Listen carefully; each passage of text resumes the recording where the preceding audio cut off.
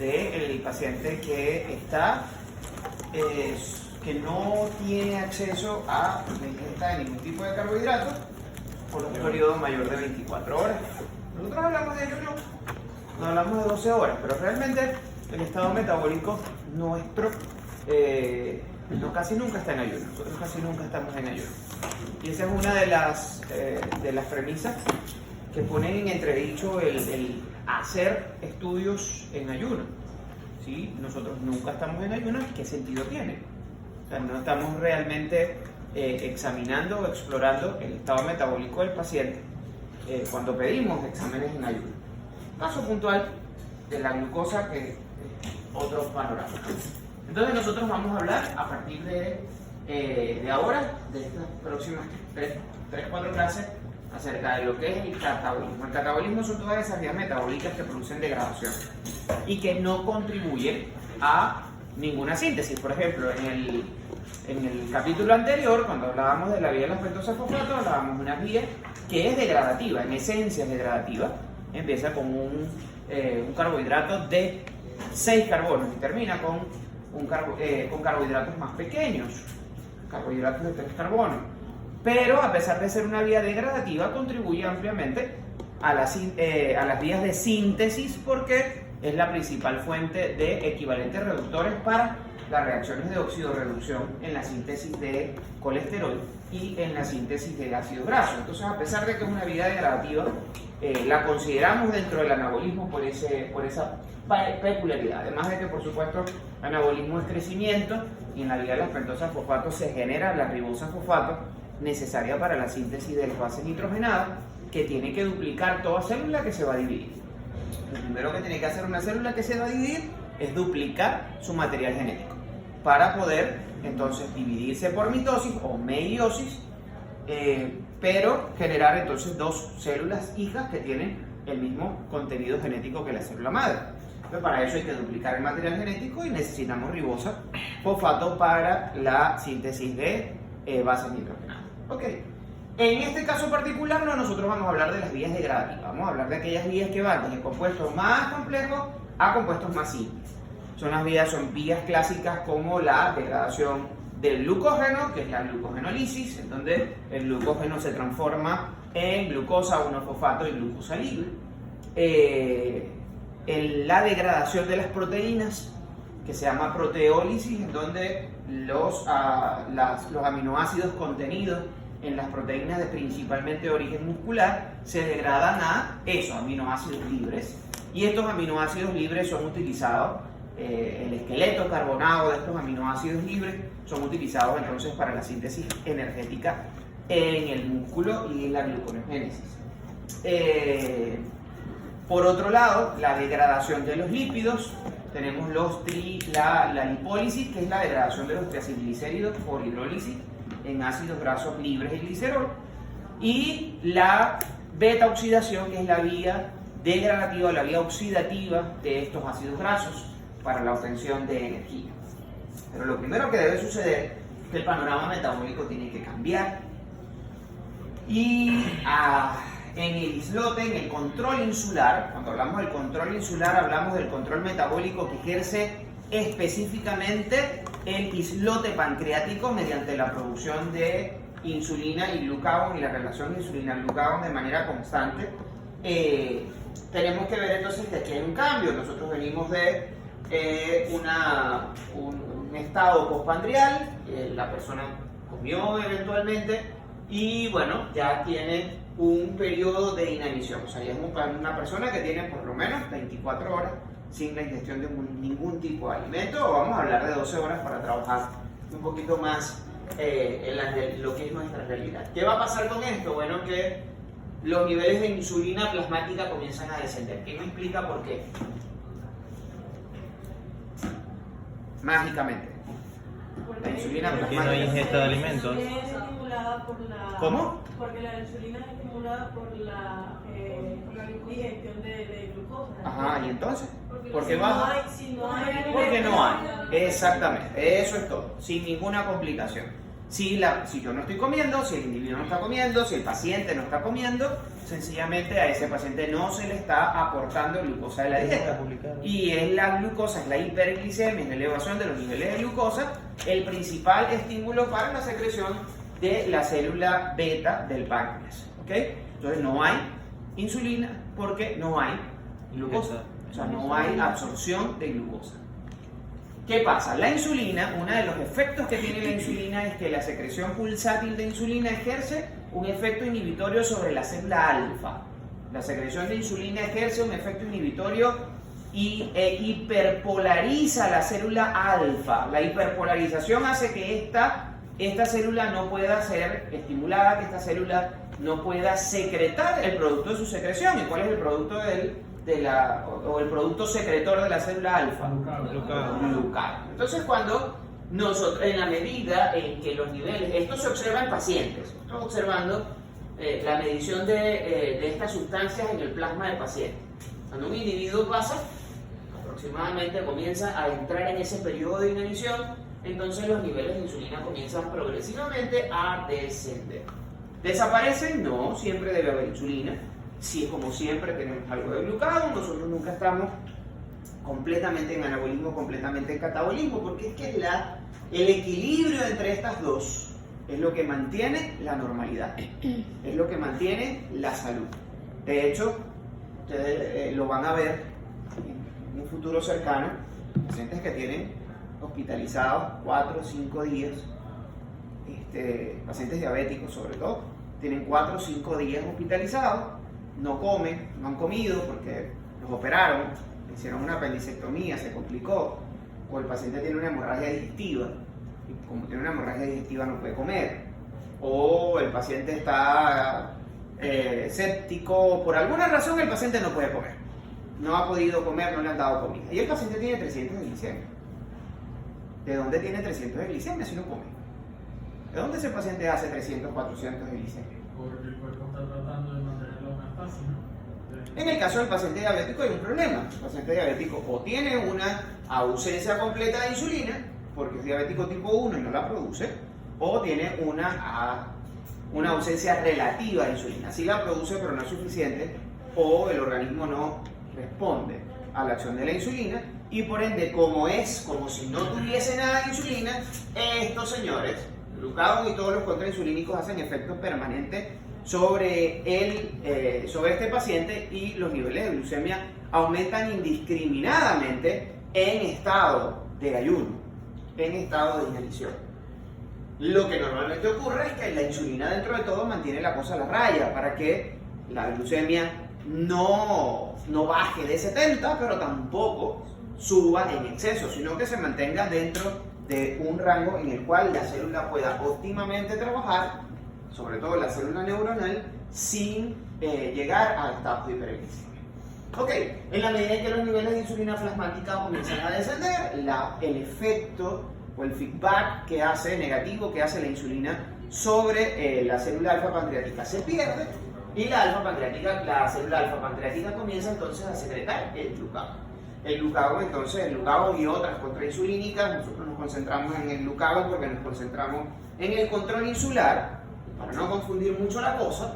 Entonces recuerden que el glucagón se une a su receptor, que es un receptor 7 alfa hélice, y activa proteína G, y promueve el aumento de los niveles de AMP cíclico, y promueve el aumento de diacilglicerol y calcio, y todo esto promueve que todas las vías contrainsulínicas se activen y que todas las vías favorecidas por la insulina se inactiven o se inhiban. ¿Cuál va a ser el efecto? Bueno, lo primero que vamos a observar es que los niveles de glucosa, si bien caen, se mantienen dentro de un nivel de funcionalidad, debe mantenerse entre 70 y 100 a lo largo del tiempo. ¿Y por qué se mantienen estos niveles de glucemia? Porque hay producción de glucosa. Como no hay absorción de glucosa, hay liberación de glucosa. Toda esa glucosa o toda esa energía que se almacenó en el estado posabsortivo, que se almacenó durante el anabolismo, entonces ahora va a ser utilizada. Lo primero que ocurre es esto. El primero que responde es el glucagón, lo primero que responde es el hígado, disminuyendo progresivamente sus niveles de glucógeno. Las primeras 8 horas, 12 horas, la glucemia prácticamente es mantenida por la capacidad del hígado de movilizar todo el glucógeno muscular y liberar todo el azúcar que se ha almacenado, toda la glucosa que se ha almacenado en ese glucógeno muscular. Entonces, la primera de cambio del mantenimiento de la glucemia es precisamente mediante el movimiento del glucógeno muscular, mediante una vía que se llama glucogenólisis, donde el glucógeno se degrada por fosforólisis una buena parte y una pequeña porción por hidrólisis. Pero el glucógeno hepático tiene un límite.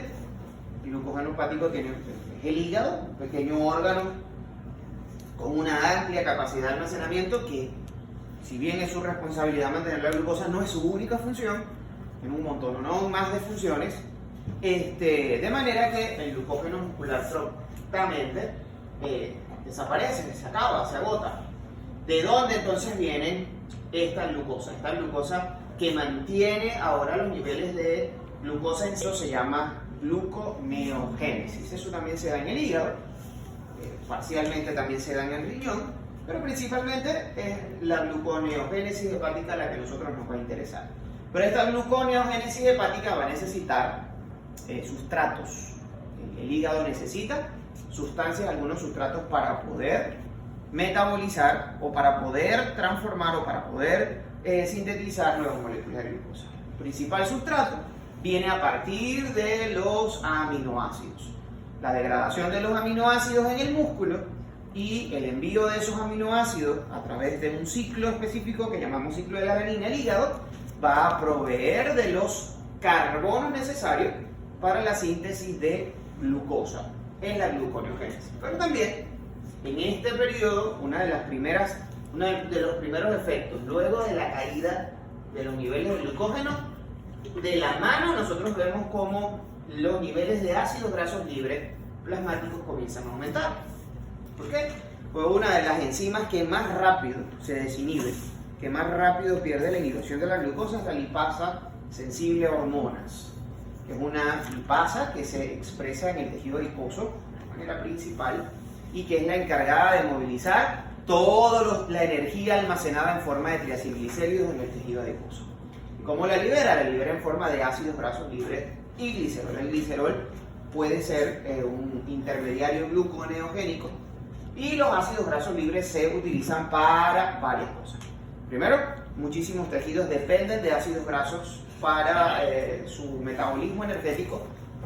Músculo esquelético, corazón y algunos otros órganos también metabólicamente activos dependen en este estado, dependen principalmente de ácidos grasos para la obtención de energía. Así que esos ácidos grasos deben ser enviados a estos tejidos para que ellos puedan utilizarlos. ¿Y cómo enviamos nosotros las grasas a los tejidos? Por transportadores. ¿Y cómo se llaman esos transportadores? Por las lipoproteínas. Mediante el metabolismo de las lipoproteínas, el hígado, que va a ser el principal encargado de recibir todos esos ácidos grasos que está liberando el tejido adiposo, él los va a movilizar y los va a movilizar en forma de la lipoproteína que él sintetiza. ¿Cómo se llama la lipoproteína que sintetiza el hígado? BLD, a través de las BLD. Ahora, el metabolismo de estas BLD va a ser diferente.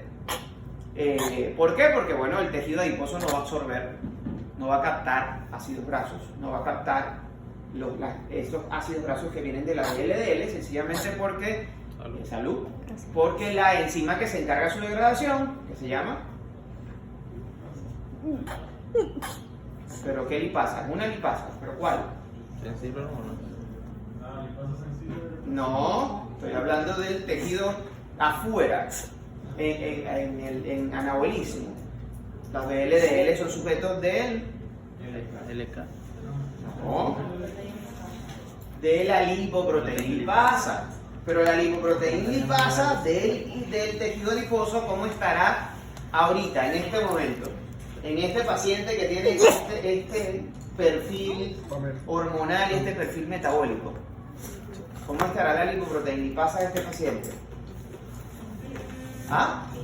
¿Por qué?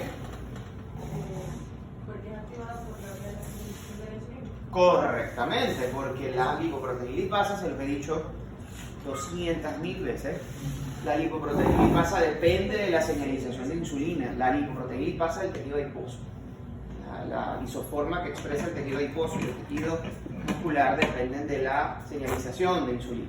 Como no tenemos insulina, entonces la lipoproteinilipasa va a estar inactiva. ¿Qué va a pasar? Esa BLDL va a circular. Esa BLDL va a circular y va a sufrir una serie de cambios. Entonces, ¿qué nos va a llevar a todas estas? El panorama general. El panorama general nos va a llevar que en inanición hay una disminución de los niveles de insulina plasmática, una elevación de los niveles de glucagón plasmático y de otras contrarreguladoras, cortisol entre otras, un mantenimiento de los niveles de glucemia, y este mantenimiento de los niveles de la glucemia inicialmente va a ser por la degradación del glucógeno y luego por la síntesis de glucosa a partir de la gluconeogénesis, y que va a haber una sobreoferta de ácidos grasos, estos ácidos grasos libres que vienen del tejido adiposo, y un perfil metabólico, un perfil lipídico, perdón, que va a ser bastante característico, que va a ser un aumento de los niveles de triacilglicérido, porque todo el triacilglicérido del tejido adiposo se está movilizando, un aumento de los niveles de BLDL, que es la que principalmente moviliza esos triacilglicéridos, con una disminución de las HDL y un aumento de las LDL que explicaremos en su momento. Y bueno, ¿cuál es el destino de los ácidos grasos? Los ácidos grasos van a ir a beta oxidación en los músculos, en los tejidos dependientes de estos ácidos grasos para la obtención de energía. Entonces, lo podemos ver también así. ¿Qué pasa? Bajaron, persona no come, o yo no como, paciente no come, los niveles de insulina comienzan a caer porque su principal estímulo secretado no está presente, se pierde la inhibición de la célula alfa y los niveles de glucagón comienzan a ascender, el glucagón va a ir al tejido adiposo y va a activar a la lipasa sensible hormona. Mecanismo de señalización. O sea, un subreceptor, proteína G, adenilato ciclasa, aumento de los niveles de recíclicos, PK y fosforilación de la lipasa sensible hormona para su activación. La lipasa sensible hormona va a comenzar a degradar los triacilglicéridos en ácidos grasos libres y glicerol, y estos ácidos grasos libres pueden ir a los tejidos que lo necesitan para ser beta oxidados. La beta oxidación transforma los ácidos grasos en acetil-CoA, y además de eso es una vía oxidativa que genera equivalentes reductores que van a la línea de al FAD y que por ende van a ir a la síntesis energética. El acetil-CoA va a ir al ciclo de Krebs y los equivalentes reductores que se producen durante la beta oxidación van a cadena respiratoria. Los equivalentes reductores que se sacan del acetil-CoA y el ciclo de Krebs van a cadena respiratoria, y todo esto va a la obtención de energía. Parte de estos ácidos grasos se pueden esterificar o reesterificar en el músculo en forma de triacilglicéridos. El que recibe la mayor cantidad de ácidos grasos va a ser el tejido hepático. Entonces, casi la mayor parte de los ácidos grasos que salen del tejido adiposo van a ir al tejido hepático. Igual pueden ir a beta-oxidación para la producción de energía. Una porción pequeña para satisfacer los requerimientos energéticos del hígado, pero una buena parte de estos acetil-CoA se van a convertir en cuerpos cetónicos, en una vía que se llama cetogénesis. ¿Para qué son esos cuerpos cetónicos? Bueno, uno de los problemas, una de las razones por las cuales el tejido neuronal, sobre todo el sistema nervioso central, no puede utilizar ácidos grasos libres como fuente de energía es que no llegan allá. Nosotros tenemos una barrera altamente selectiva que prácticamente separa nuestro sistema nervioso central del resto de la economía, que se llama barrera hematoencefálica.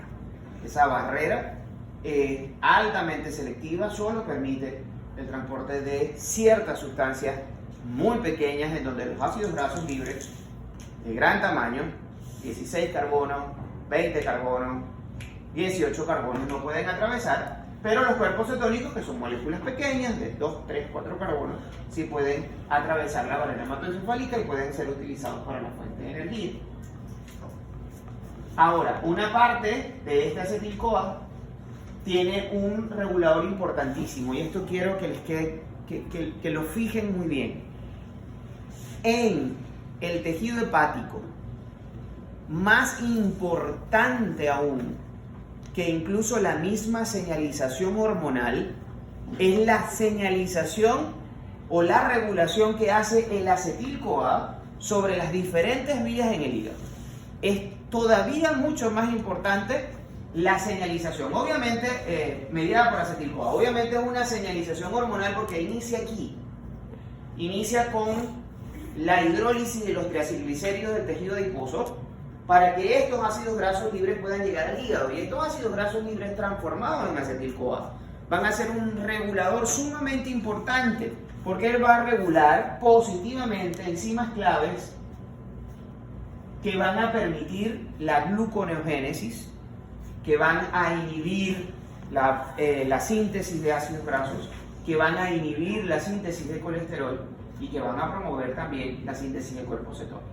Entonces, la regulación funcional o la regulación metabólica en el hígado es más importante la regulación que hace el acetil-CoA que la regulación que vemos por señalización hormonal. Una pregunta de examen es ¿cuáles son las enzimas activadas o la actividad enzimática modificada por los niveles de acetil-CoA en el hígado? Porque este acetil-CoA que va a promover entonces la gluconeogénesis necesita, como les dije, los carbonos necesarios para sintetizar glucosa, y esos carbonos se obtienen a través de la degradación de las proteínas a nivel del tejido muscular para liberar los ácidos grasos, los aminoácidos libres, y estos aminoácidos van a participar entonces en la síntesis de energía, de glucosa, perdón, y de energía también. Recuerden que el ácido graso es, perdón, hoy tengo una cosa rara en mi cabeza. Un aminoácido puede ser esto.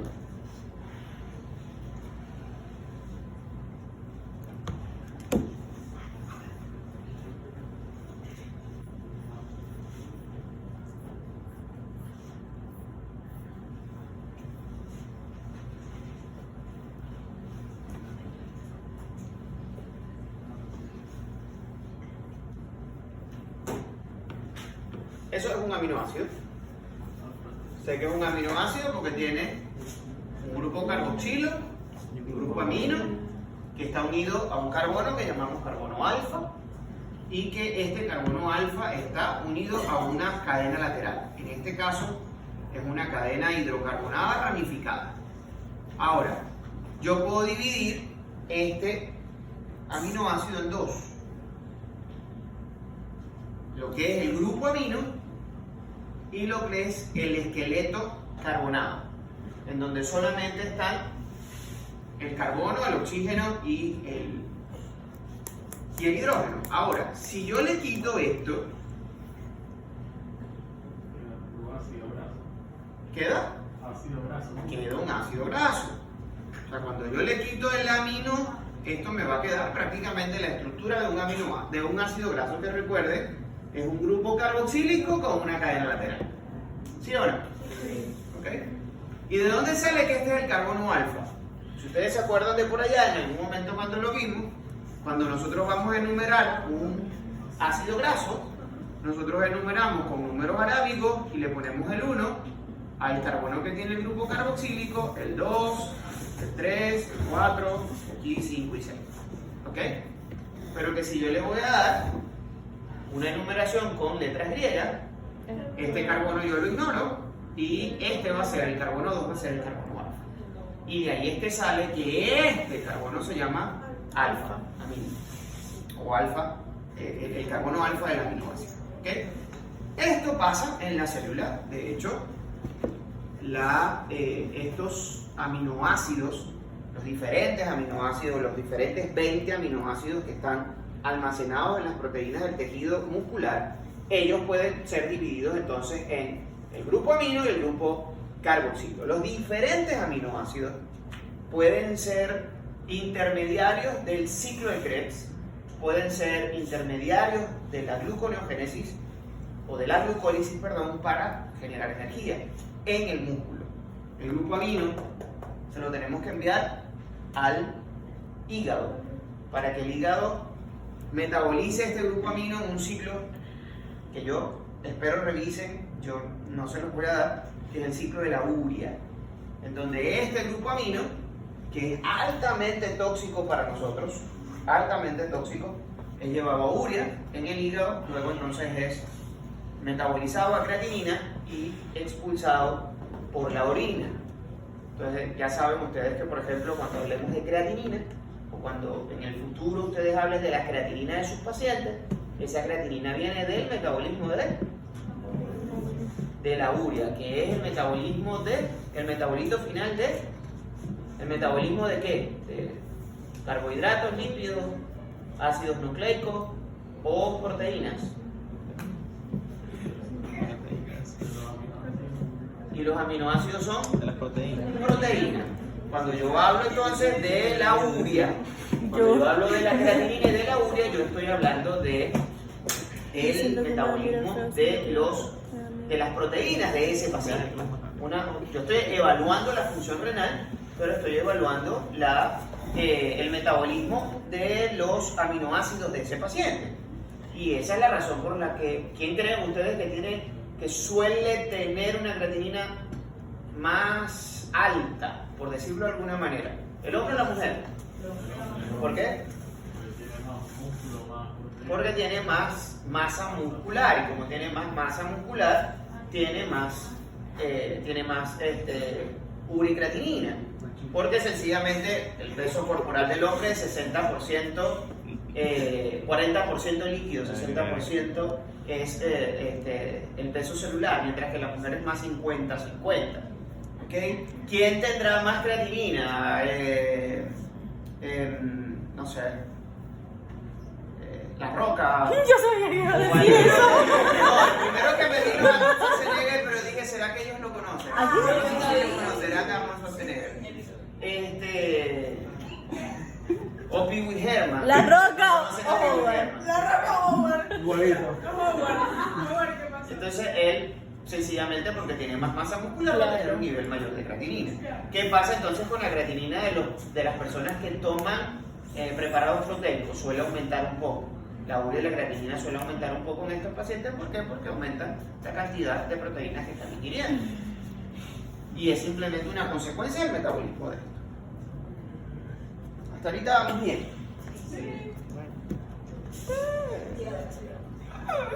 Ok, ¿cuál es el resultado final de la gluconeogénesis? El resultado final de la gluconeogénesis es producir glucosa. Glucosa que mantiene los niveles de glucemia Que proviene de los cuerpos carbonatos. en individuos sanos.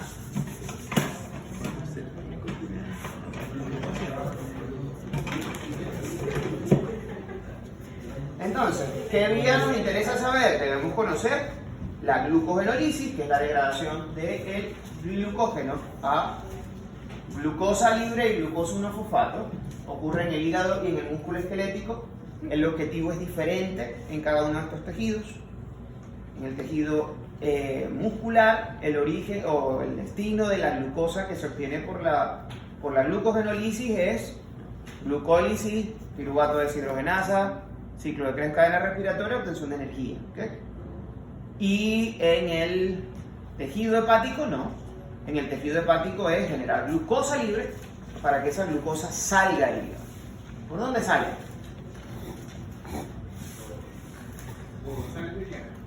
No. Si sale por sales biliares, va al baño. La perdemos, va al baño. ¿De dónde sale del hepatocito?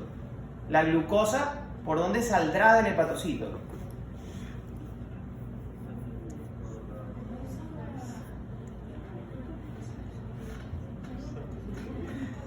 Tips, es la misma puerta de entrada. ¿Cuál? GLUT2. Sale a través del GLUT2. El GLUT2, además de que tiene varias características. Uno es constitutivo. Ya entendemos que es constitutivo, ¿verdad? Parece que no. Constitutivo es que se expresa de manera regular en la membrana. O sea, él está colocado siempre en la membrana. Siempre está allí en la membrana plasmática del hepatocito. 2, KM alto. poca afinidad. O sea que solamente transporta glucosa cuando está en alta concentración. Tercera característica es bidireccional. Y el transporte puede ser del espacio extracelular hacia el intracelular o del intracelular hacia el extracelular. ¿De qué depende? ¿De que sea para dentro del hígado o para fuera del hígado? ¿De qué depende? No. O sea, sí y no. Sí, pero es una consecuencia indirecta de eso. Es una consecuencia indirecta de eso. ¿Ah? De un gradiente, del gradiente de concentración. Cuando acabamos de comer, como lo vimos al